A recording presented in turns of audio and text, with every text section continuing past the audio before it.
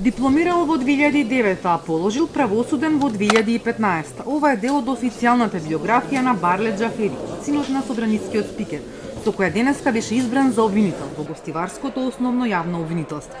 Степенот на дипломата е 7/7. Тоа што антикорупцијско обелодени дека полагал правосуден пред време, односно со несоодветна диплома. Председателот на Советот на јавни обвинители, Јолевски, вели дека тие не се адресата што може да испита дали дипломата била спорна. Првиот човек на Советот е запознаен дека 3 генерации студенти по 2005 за време на преминот кон болонскиот систем добивале дипломи со завршен и степен на образование, како младиот Џафери и тие со завршени 3 и тие со завршени 4 години високо образование. Но смета дека други институции требало да го проверат тоа и да го исправат. Целосната документација што е потребна за кај нас ја има и е важечка. И тука не можеме ние да се впуштаме во тој дел. Не е наша надлежност. Оние институции кои треба да се грижат, ако треба тука да интервенират, би требале да интервенират ако сметат дека нешто не е врете.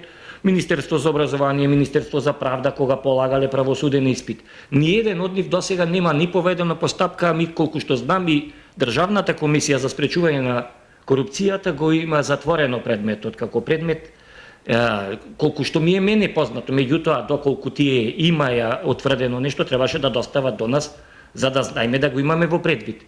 Кога и каде бил на пракса пред да полага правосуден испит? Советот не добил таква информација, затоа што таа потврда кандидатот бил должен да ја однесе во Министерството за правда како услов за да може да полага правосуден, објаснува Јолевски. Младиот Џафери беше еден од 6 кандидати од Академијата за суди и јавни обвинители кои се пријавиле за 3 слободни места во ова обвинителство. Членовите на Советот одлучија да ги изберат првите 3 кандидати, меѓу кои на второ место беше Џафери. Во ова обвинителство беше избран и Илир Јакупи, зет за ќерка на членот на Советот Иџет Мемети, кој на оваа точка се иззема и излезе од салата. Критериумот по кој ги избра беше и тоа дека претходно имале стаж во тоа обвинителство како приправници или стручни соработници. Таму се раководевме од тоа дека, затоа реков ја, сите можеа да бидат избрани, меѓутоа се раководевме кои имавме некои си, можеби за некој чуден критериум, меѓутоа сите овие работеа во обвинителството. Сите се овие тука во правосудството.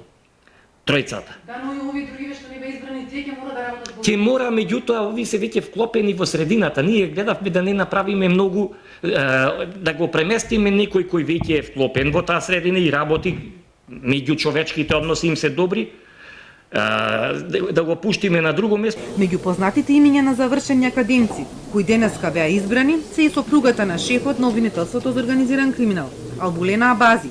Таа беше една од 2 кандидатки кои се пријавиле за 3 слободни места во Кичевското обвинителство. Обвинител во Тетовското обвинителство ќе биде синот на судијата Ендер Беџети од Скопска апелација, за кого судскиот совет утврди дека неоправдано долго го држал предметот Таргет Тврдина.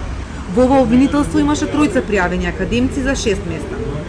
Во Велешкото обвинителство пак имаше 5 кандидати за едно место. Избрана беше првата на список, Александра Станковска, затоа што била од Велесно и затоа што била најдобра.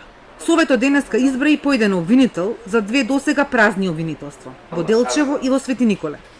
Гевгелија ни останува со еден, Делчево е со еден и Ресен ни е со еден обвинител кој до крајот на годината ќе замени пензија, а распишавме оглас, никој не се јавува.